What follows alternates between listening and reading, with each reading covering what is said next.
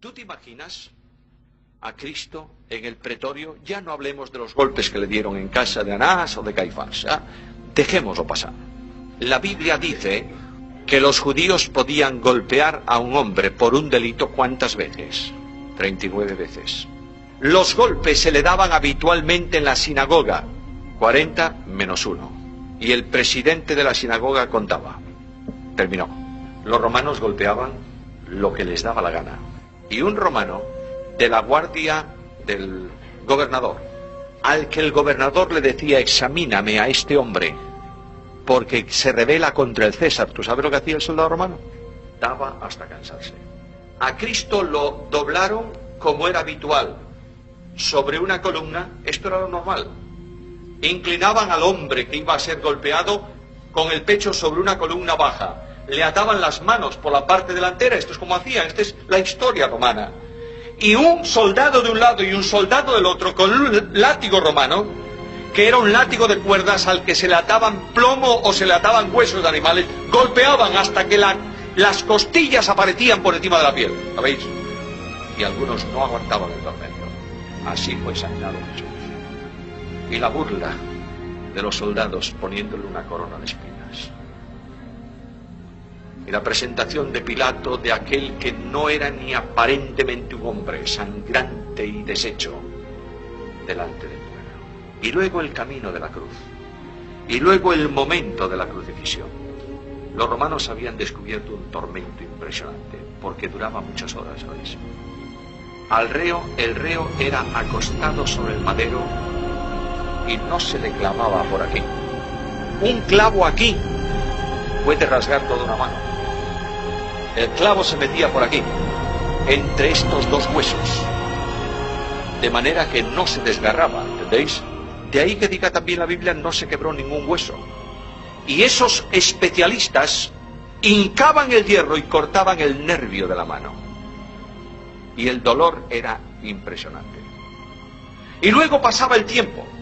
Y como el cuerpo no estaba estirado, sino que el soporte de donde estaban clavados los pies era de menor longitud que la altura del cuerpo, el reo quedaba colgado normalmente de los brazos y los músculos del pecho se contraían, sufrían espasmos y no podía respirar, de modo que para respirar tenía que levantarse con los pies.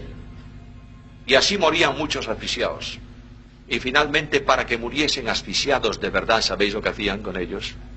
Le rompían las piernas. Un golpe certero con la parte de abajo de la lanza del hombre romano o con el martillo quebraba los huesos de las tibias y aquel hombre quedaba colgado y se moría asfixiado. ¿Qué os parece? ¿Qué os parece? Ahora, todo esto es tremendo, pero lo más importante para mí, ¿sabéis qué es, hermanos míos? Es una pregunta que yo me hago esta mañana. Yo me acerco por la fe a la cruz hoy.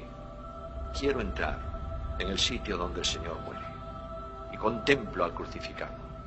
Y veo la angustia y el dolor y la soledad. Y pregunto al Señor, ¿por qué mueres, Señor? ¿Por qué? Y la Biblia me responde, el Señor te amó a ti y se entregó a sí mismo por ti. Y cuando yo recibo esta respuesta me pregunto, ¿y qué podré yo darte a ti a cambio de tan grande don? E inmediatamente el alma cristiana siente el impacto de la gracia, ¿entendéis?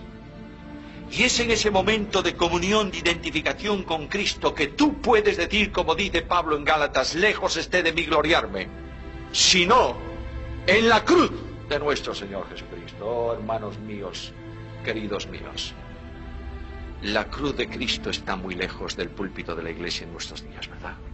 ¿O no? Hablamos de santidad, tenéis que ser santos. Ay, de aquel que vaya aquí y allá. No, por favor. ¿Por qué no presentas la cruz de Cristo? Es bastante. Y dices, el santo murió por el pecado tuyo. Déjalo. No digas nada más, es bastante. Deja que el Espíritu haga su obra.